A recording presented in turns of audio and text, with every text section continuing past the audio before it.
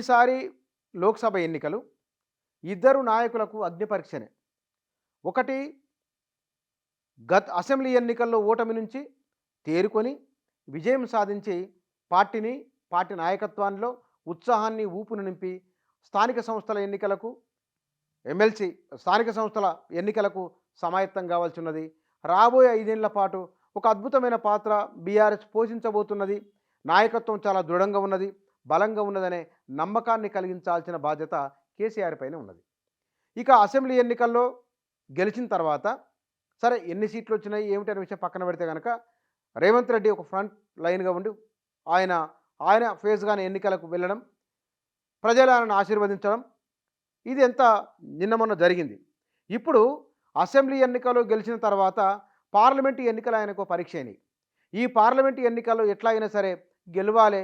ఈ గెలుపు ద్వారా అసెంబ్లీలోనూ పార్లమెంటు ఎన్నికల్లోనూ ఎక్కువ సీట్లు సాధిస్తే కనుక అధిష్టానం దగ్గర ఆయన పేరు ఉంటుంది. రెండోది, లోక్సభ ఎన్నికల్లో గెలవడం వలన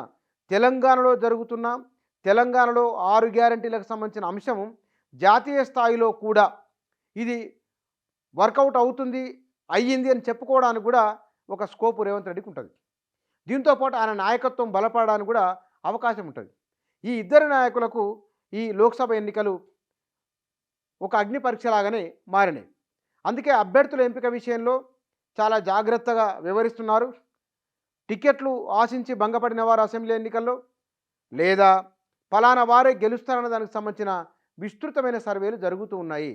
అటు బీఆర్ఎస్ నుంచి, ఇటు కాంగ్రెస్ నుంచి, ఈ 2 పార్టీలు కూడా. దానికి తోడు భారతీయ రాష్ట్ర సమితి ఎక్కువ లోక్సభ స్థానాలు గెలుచుకుంటే కనుక ఇక్కడ ఎట్లాగో అధికారం లేదు కాబట్టి జాతీయ స్థాయిలో ఒకవేళ సంకీర్ణ ప్రభుత్వం వ్యవస్థ కనుక తమ ఎంపీలతో ఆ ప్రభుత్వానికి మద్దతునిస్తే జాతీయ స్థాయిలో కేసీఆర్ తన పలుకుబడిని ఉపయోగించే అవకాశం ఉంటుంది. పార్టీ నాయకత్వానికి, పార్టీ శ్రేణులకు ఒక బలం చేకూరే అవకాశం ఉంటుంది. ఎందుకంటే ఆయన అన్నారు బీజేపీ ఏతర కాంగ్రెస్ ఏతర కూటమి అన్నారు. కాకపోతే అది ఆ 2 సాధ్యం కాలేదు. పోయినసారి ఎన్నికల్లో సంపూర్ణమైన మెజార్టీ బీజేపీకి వచ్చింది. మరి ఈసారి ఇండియా కూటమి తన శాయశక్తుల ప్రయత్నం చేస్తున్నది. వివిధ రాష్ట్రాల్లో ముఖ్యమంత్రులను, ఆ పార్టీ ప్రాంతీయ పార్టీల అధ్యక్షులను కలుపుకొని ముందుకు వెళ్తూ ఉన్నది. సర్వేలు కూడా జాతీయ స్థాయిలో మునుపటి కంటే కూడా కాంగ్రెస్ పార్టీకి ఓట్లు, సీట్లు పెరుగుతాయని చెప్తూ ఉన్నది. వ్యక్తిగా నరేంద్ర మోదీ ప్రభ అట్లాగే కొనసాగుతున్నది. ఈ సందర్భంలో భారతీయ రాష్ట్ర సమితి కనుక ఎక్కువ స్థానాలు గెలుచుకుంటే అటు జాతీయ స్థాయిలో ఒక అనివార్యమైతే బయట నుంచి అన్న సరే కాంగ్రెస్కు మద్దతు ఇవ్వచ్చు, లేదా బీజేపీకి ఏమన్నా తక్కువ వస్తే కనుక బీజేపీకే మద్దతు ఇచ్చి కేంద్ర ప్రభుత్వంలో వారు ఒక భాగస్వామిగా ఉండవచ్చు, లేదా బయట నుంచి మద్దతు ఇవ్వవచ్చు. ఇక్కడ బీజేపీ కూడా అనుకున్నది మిషన్ మోదీ పేరుతో సౌత్ ఇండియా నుంచి 50 లోక్సభ స్థానాలు గెలుచుకోవాలనుకున్నది. బీఆర్ఎస్ బీజేపీకి లేదా అవసరాలను బట్టి కాంగ్రెస్ కావచ్చు, బీజేపీ కావచ్చు, ఆయన ఎక్కువ స్థానాలు గెలుచుకుంటే అటు బీజేపీ ఉంటే బీజేపీ లేదా కాంగ్రెస్ ఉంటే కాంగ్రెస్కు వారి మద్దతునిచ్చి లేదా వారికి అండగా నిలబడే అవకాశం ఉంటుంది. దాంతోపాటుగా కేసీఆర్ కూడా బలం వస్తుంది. ఇక కాంగ్రెస్ పార్టీ కూడా 45 స్థానాల వరకు ఇక్కడ నుంచి గెలుచుకోవాలనుకుంటున్నది. దక్షిణాది నుంచి లేదా తెలంగాణ నుంచే సోనియా గాంధీ బరిలోకి దిగుతున్నారు కాబట్టి ఆ ప్రభావాన్ని ఇక్కడ ఆంధ్రప్రదేశ్ పైన, తమిళనాడు పైన, ఈ లోక్సభ ఎన్నికల్లో కర్ణాటక కూడా ఈ వరుసగా ఈ బెల్ట్ అంతా కాంగ్రెసు పుంజుకోవడానికి అవకాశం ఉంటుంది. కాబట్టి తెలంగాణలో ఎక్కువ స్థానాలు గెలుచుకొనిస్తే కనుక మిగతా రాష్ట్రాల్లో నాయకత్వానికంటే కూడా రేవంత్ రెడ్డికి అధిష్టానం దగ్గర పలుకుబడి పెరుగుతుంది. పైగా ఏఐసిసి లేదా పార్టీ అధిష్టానం లక్ష్యాన్ని, పార్టీ అధిష్టానం గోల్ను రీచ్ కావడంలో రేవంత్ రెడ్డి క్రియాశీలకమైన పాత్ర పోషించినట్లు అవుతుంది.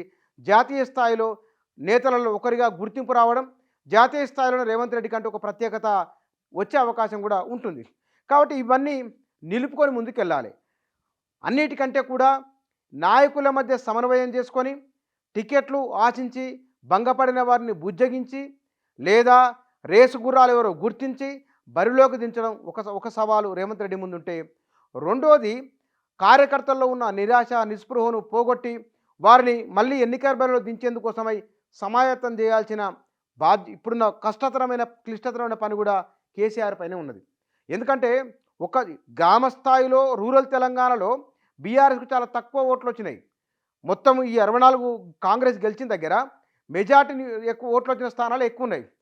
కాబట్టి ఆ లెక్కలు తీసుకున్నప్పుడు గ్రామ స్థాయి నుంచి మండల స్థాయి నుంచి మళ్ళీ పార్టీనికి జవసత్వాలు ఇచ్చుకుంటూ బలాన్ని ఇచ్చుకుంటూ రావాల్సి ఉన్నది. కానీ ఎట్లా చూసినా సరే ఈ ఇద్దరు నాయకులకు, ఒక మాజీ ముఖ్యమంత్రికి, ప్రస్తుతం ఉన్న ముఖ్యమంత్రికి, ఇద్దరికి కూడా లోక్సభ ఎన్నికలు పరీక్షలాగానే ఉండబోతున్నాయి.